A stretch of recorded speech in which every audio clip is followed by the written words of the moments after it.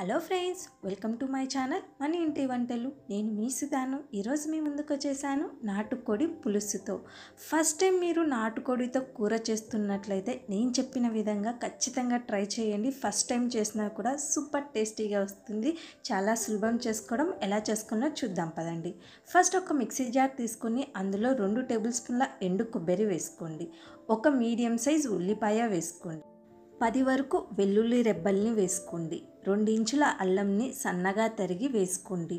1 inch దాల్చిన చెక్క, 3 నుంచి 4 లవంగాలు, 1/2 టేబుల్ స్పూన్ గసగసాలను వేసుకొని కొద్దిగా నీళ్ళను కూడా వేసుకొని మెత్తగా బ్లెండ్ చేసుకోండి. ఈ విధంగా బ్లెండ్ చేసుకొని పక్కన పెట్టుకోండి. ఇక్కడ నేను 1 కేజీ నాటుకోడిని తీసుకొని నీట్గా క్లీన్ చేసి పెట్టుకున్నాను. ఇప్పుడు మీరు ఎందులో అయితే కర్రీ చేయాలనుకుంటున్నారో ఆ ప్యాన్ పెట్టుకొని అందులో 5 నుంచి 6 టేబుల్ స్పూన్ల వరకు ఆయిల్ వేసుకోండి. నాటుకోడికి కొద్దిగా ఆయిల్ ఎక్కువ పడితేనే కర్రీ రుచికరంగా ఉంటుంది. ఆయిల్ హీట్ అయిన తర్వాత సన్నగా తరిగి పెట్టుకున్న ఉల్లిపాయను వేసుకోండి. ఇందులోనే 3 నుంచి 4 వరకు పచ్చిమిరపకాయలు, కొద్దిగా కరివేపాకు వేసుకొని ఉల్లిపాయ కలర్ మారే వరకు ఫ్రై చేసుకోండి. ఈ విధంగా ఉల్లిపాయ పూర్తిగా కలర్ మారిన తర్వాత మనం గ్రైండ్ చేసి పెట్టుకున్న పేస్ట్ మొత్తం ఇక్కడ వేసుకోండి. ఒకసారి బాగా కలుపుకొని మీడియం ఫ్లేమ్లో పెట్టుకొని పచ్చివాసన పోయే వరకు ఫ్రై చేసుకోండి. తర్వాత ఇందులో చిటికెడు పసుపు, రుచికి తగినంత కారపొడి, 2 టేబుల్ స్పూన్ల ధనియాల పొడి, 1/2 టేబుల్ స్పూన్ జీలకర్ర పొడి వేసుకోండి.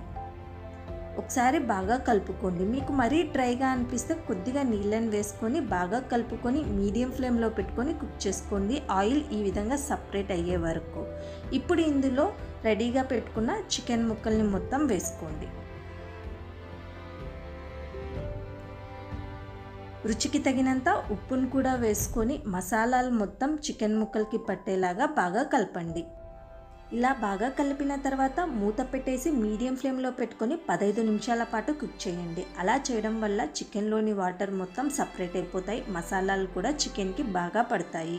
ఇప్పుడు మీకు ఎంతైతే గ్రేవీ కావాలనుకుంటున్నారో అన్ని నీళ్ళని పోసుకొని మరోసారి బాగా కలుపుకొని ఉప్పు సరిపోకపోతే ఈ ప్లేస్లో ఇంకొద్దిగా ఉప్పును కూడా వేసుకోండి. మూత పెట్టేసి చికెన్ ముక్క మెత్తగా ఉడికి గ్రేవీ కొద్దిగా చిక్కపడే వరకు కుక్ చేసుకోండి.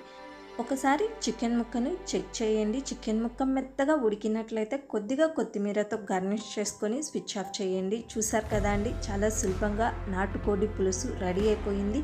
ఈ కర్రీలో ఎస్పెషల్లీ చెప్పాలంటే పులుసు చాలా రుచికరంగా ఉంటుంది ముక్కల కన్నా. డెఫినెట్గా మీరు మీ ఇంట్లో ట్రై చేసి మీకు ఎలా వచ్చిందో కామెంట్ సెక్షన్లో చెప్పండి. వీడియో నచ్చినట్లయితే లైక్ చేయండి, షేర్ చేయండి. మోర్ ఇంట్రెస్టింగ్ వీడియోస్ కోసం ఛానల్ని సబ్స్క్రైబ్ చేసుకోండి. Thank you so much for watching my video. Bye.